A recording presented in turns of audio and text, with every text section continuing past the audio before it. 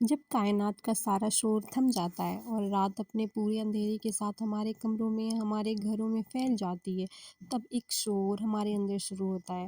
وہ درد، وہ تنہائی، وہ آنسو جو ہم نے سارا دن مسکراہٹوں کے پیچھے چھپائے ہوتے ہیں، وہ اچانک بستر پر پڑتے ہی دکھنے لگتے ہیں۔ السلام علیکم، welcome back to my channel Afreen سیک بلاگس۔ آئی ہوپ میری یوٹیوب فیملی بالکل ٹھیک ٹھاک ہوگی اور اللہ کا شکر ہے میں بھی بالکل ٹھیک ہوں۔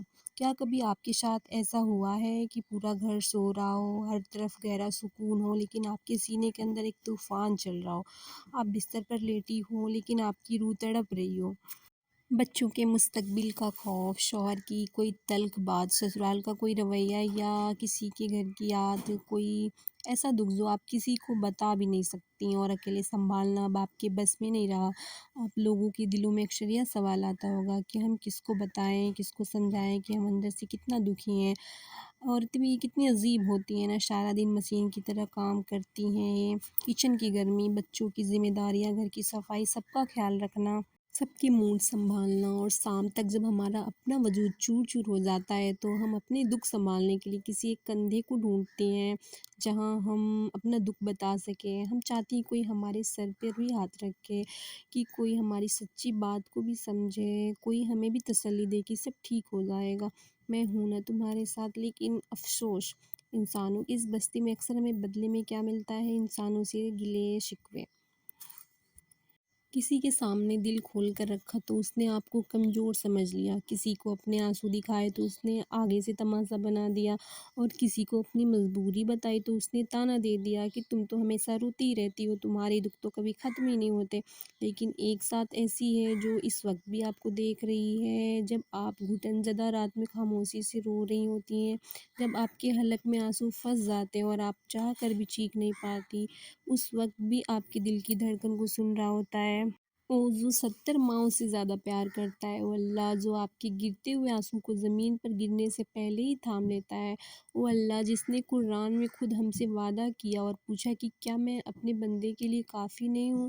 ہم کتنی نادان ہیں نا، کائنات کے سب سے طاقتور، سب سے شفیق اور سب سے غفور اور سب رحیم کو چھوڑ کر ہم ان کمزور انسانوں کے سامنے دامن پھیلائے بیٹھے ہیں، جو خود محتاج ہیں، جو خود ایک سانس کے لیے اللہ کے محتاج ہیں۔ ہماری زندگی کی ہر مصیبت، ہر دکھ، ہر بیماری، رزق کی تنگی اور رشتوں کی ہر تلخی کو دور کرنے والا صرف اور صرف اللہ ہے۔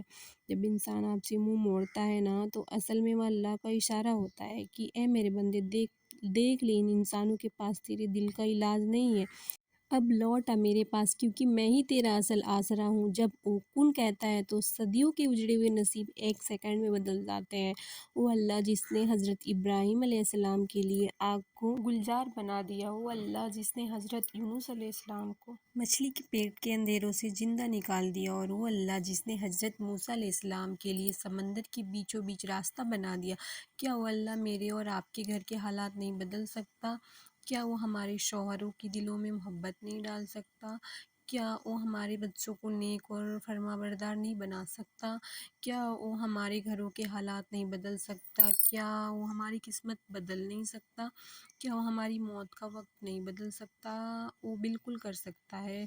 بس کمی کہاں ہے؟ کمی ہمارے یقین میں ہے، کمی ہمارے توکل میں ہے۔ اس لیے تو ہم ہر وقت مایوس رہتے ہیں، اس لیے تو ہم ہر وقت اپنے خون کو جلاتے رہتے ہیں، یا سوچ سوچ کر کہ کل کیا ہوگا، پرسوں کیا ہوگا، اگلے مہینے گھر کا خرچہ کیسے چلے گا، بیماریاں کیسے دور ہوں گی، قسمت کیسے بدلے گی، نوکری کیسے ملے گی، گھر کیسے ملے گا۔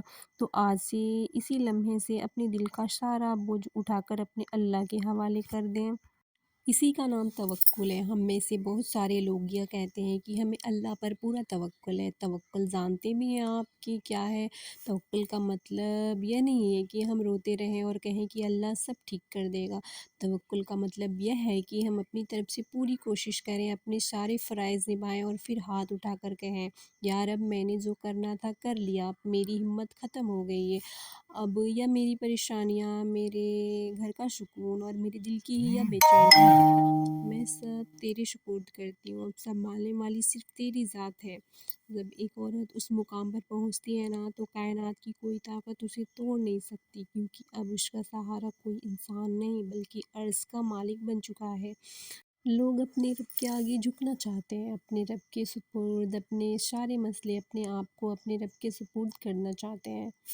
تو اپنے دل کو ہلکا کیجئے، اللہ پر پورا بھروسہ رکھیے، کیونکہ وہ کبھی اپنے بندے کو اکیلا اور بے آسرا نہیں چھوڑتا۔ اللہ حافظ۔